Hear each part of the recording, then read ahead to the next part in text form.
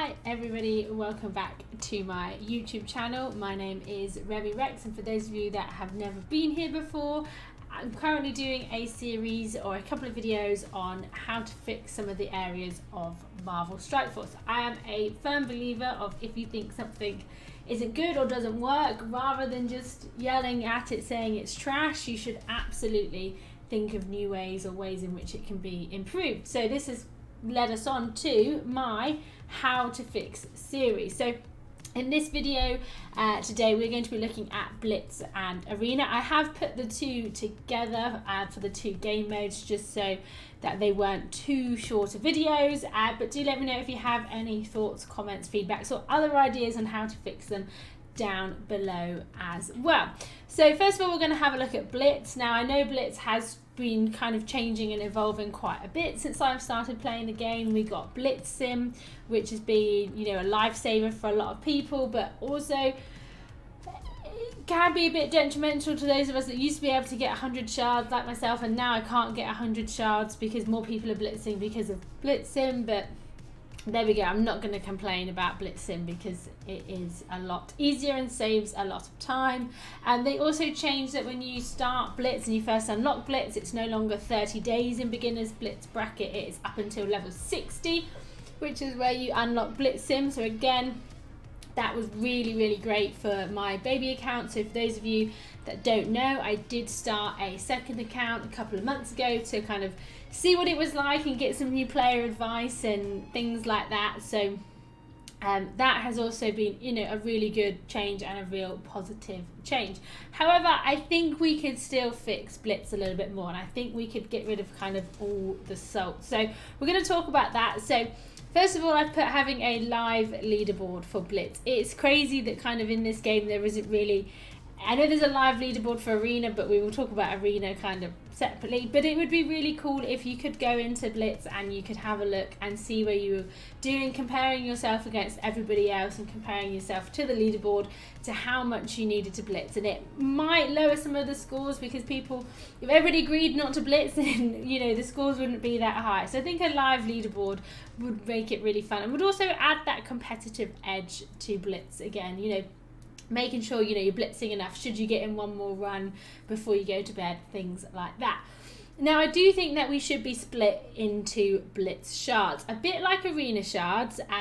However, there's a lot of controversy around how we split into Blitz shards, and I've done a lot of thinking about this because some people say if you did it just on TCP, some people would purposely not upgrade their roster just so they could stay top of that Blitz shard and get the top rewards every single time. So again, they would be exploiting the game mode.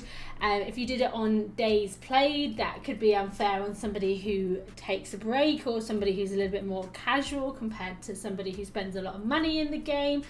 So it wouldn't really work out. So my kind of thoughts and suggestions, and hopefully this kind of makes sense, are do have Blitz shards but have different brackets. So for example, they could do beginners, novice, intermediates and veterans as your Blitz brackets, and there could be multiple ones of those. So there could be like 4 novice brackets, 4 intermediate brackets and 4 veterans brackets, and they can use a secret algorithm, so an algorithm that is not known. So whether they do a combination of days played and TCP, or I don't know if they could do like activity level or something like that, they could have a look and they could do a little algorithm that would be, so for example, I spend a little bit of money in the game. I don't spend a lot of money in the game. I spend a little bit of money in the game. I'm coming up on my 2-year anniversary of the game, so I'm not quite a day one player, but I've got 11 mil TCP. So there's going to be some people that have been playing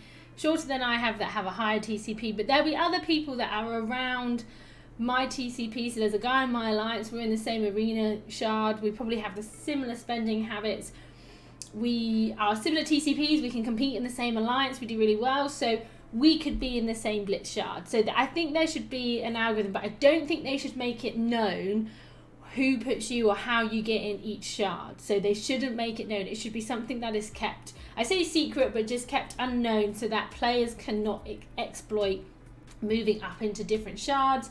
But I think it should be a combination of looking at like your roster, so your TCP, your strongest team power, but also your days played as well. And then that should be what splits you into your different shards. And yes, you can absolutely move up a shard, move down a shard, depending on, you know, if you really upgrade your roster. If you don't, if you take a break, then you'll drop down into the lower shards so that you're not missing out. Or if you're not as competitive as you play a little bit more casual, then you will fall down into a lower shard because you're not playing as much. So that's what I think they should do, with splitting us into shards, rather than just doing it on days played or the same as your arena shard or anything like that. Really actually get an algorithm that they could use that takes into account a combination of different things. And then I also think that they need to split up the Blitz rewards and brackets even more. I know they've supposedly done it better, but it is so unfair that my baby account that only gets 1.5 mil to 3 mil, depending on how much I can blitz. I'll get 15 shards, and I will blitz as often as I can, as much as I can, as often as I'm on the game, and I'll be getting 15 shards of a character that I actually need. And then my main account that is 11 mil, where I hardly blitz at all, and I'll still come out with 4 mil and I'll get some more shards. Why can't it split it up even more? We've done some kind of blitzes and looked at like results in my alliance where we've had somebody's managed to get like 11 or 12 mil and they've hit the 45 shard bracket, and I've hit 24 mil and I've hit the 45 shard bracket. Why is somebody who is scoring a little over 10 mil, who's probably doing 2 rotations a day over the 3 days, getting the same as somebody who's putting in the effort to get 25 mil? It should be split up even more brackets, even more shards, 100, 90, 80, 70, 60, 50. Why can't they split it up even more? Why isn't there more brackets? Why isn't it down on top 10%, 20%, 30%, 40%, 50%? Why don't the rewards match? Why can't there be even more brackets? And this would also help with splitting you into shards and having that live leaderboard. If there's 10 shards in it, you might be more convinced to do it. But at the moment, if I can score 11 mil and get 45 shards, why on earth would I try and get 25 mil and get 45 shards? So just giving us some more, blitz reward brackets. I don't need more rewards. You can keep it at the rewards that there are, but just split up the brackets a little bit more. If you're giving people 100 shards anyway, what does it matter that you're going to be giving some people 90, 80, 70, 60 before you get down to 45? Just split it up a little bit more, make it a little bit more even, a little bit more fair. So that's kind of the last sort of things I think that really could be added to Blitz that would make a Blitz not necessarily enjoyable, but would make it a rewarding game mode and would make it worth doing. And I think a live leaderboard would actually make it quite exciting, especially if you bumped into somebody that who might be in your same shard. So that's what I think for Blitz. Moving on to Arena. Now again, I had to really have a think about this one. I had a chat with a couple of people in my alliance about some of the suggestions for this one. I never really cared about Arena. I never really knew the importance of Arena or how good Arena was or things like that when I first started playing. Also, I didn't really take the game seriously at all when I first started playing.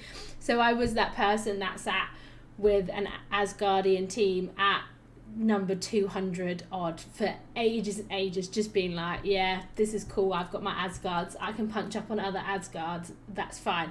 Obviously I now kind of understand a little bit more, and I have kind of evolved with the game. I do have an Infinity Watch team that's top 50. I have managed to get top 20 as the highest I've been. I haven't quite managed to hit top 50, but I do appreciate and understand that Arena is coming top 10, top 5 in Arena is very important for a lot of people. It gives you a lot of cores and a lot of Arena credits, and Arena credits are very valuable. So in order to help kind of fix Arena, make it run a little bit smoother, maybe get rid of some of the kind of the exploits and some of the problems that happen, again, because I'm not that top with Arena or that competitive in Arena, these don't affect me as much. However, increase the cost of additional attacks. So at the moment, it is only 25 cores to do an additional attack after you have done your free 5. But the person who's coming first in Arena is winning 500 cores. So 25 cores to do an extra attack to get 500 cores back. Obviously they're gaining 475 cores still, which is a lot of cores. And even if you're coming, second or third, you're still getting over 400 cores. So if they maybe increased the cost of additional attacks to 50, or maybe it was 25 for the first one, then 50 for the second one, 75, it might slow down the amount of people doing the additional attacks, and then it will be slightly easier for maybe people who can't get on at reset, or people who don't want to waste the cores, and just kind of balance out the game mode a little bit more. So increasing the cost of additional costs. I know some people are going to really hate that, but I do think that will help out everybody a little bit. Obviously removing the exploits. I know there is the slingshot one. I have accidentally slingshotted somebody before, so I was attacking somebody that was in like 19th, and then I finished on 14th. So I didn't do it on purpose. I have accidentally somehow managed, I don't know how that happened, but trying to get rid of kind of these exploits and these bugs that allow people to manipulate the system is really unfair. So I definitely think, obviously, trying to get rid of those. Again, I don't know how you do it. I'm not a games designer, I'm not a coder, but you know, if you're able to have that, then you should be able to take it away. And then I think it would also be really cool to be able to review attack history. So even something as basic as in the war screen, you know, where you can see the history, you can see who won, what team they used, who died, who didn't die. I mean, the absolute dream would be able to watch playbacks, but that's probably never going to happen. So just being able to see the attack history, how many times you're getting attacked, are you even getting attacked, are people failing, are they cancelling, are you winning, are they winning? Like, just to see an attack history every, even if it's just at the end of reset and it shows you all your attack histories, I think that would be really, it would be really cool. It'd be really great to see what your defense is doing, how it's holding up. You know, it would massively help, and it would massively, you know, help us feel like we're actually getting something out of our arena defense, being able to actually see them be attacked. So I definitely think that would be really cool. And then just a small minor one, I think it would be nice if they notified us of shard merges. There's nothing worse than holding a really great position in arena, waking up the next day to find that you've dropped 100 or 200 places and not understanding why. So those of us that have been playing the game a long time will know that after a while, obviously people stop playing the game, so your arena shard thins out, so they merge it with another arena shard. And just, you know, an in-game notification letting us know, letting us maybe having a countdown clock. I mean, I think it's only happened to me once, maybe twice in my arena. But I know a lot of people who've been playing obviously a lot longer might have experienced this a lot more. But just letting us know that there is going to be a merge coming, and when it will be. I think that they kind of owe that to us as players by the fact that they could potentially be moving you from a top 20 ranking to a top 100 ranking, and the rewards are quite big there, and it can take a couple of days to grind back up to the top depending on how many cores you want to spend. So there you have it, everybody. That is my how to fix Blitz in Arena, just going over a couple of things that I think can kind of really polish off and make these game modes so much better. Do make sure you check out my other how to fix series. I am covering all of the main game modes within Marvel Strike Force. But thank you very much for watching. Do let me know your thoughts, comments, and any other ideas or suggestions that you may also have for Blitz and Arena down in the comments below, and I will see you in the next one.